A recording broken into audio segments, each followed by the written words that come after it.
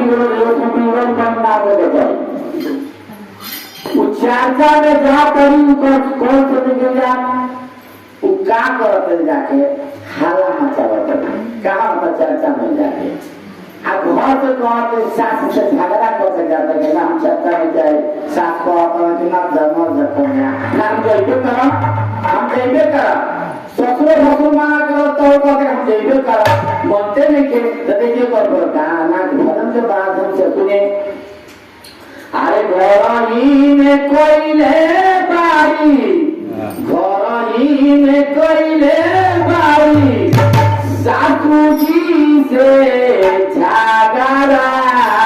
बहुत निचारा जाने लाई घरवा के बाहरा बहुत निचारा जाने लाई घरवा के बाहरा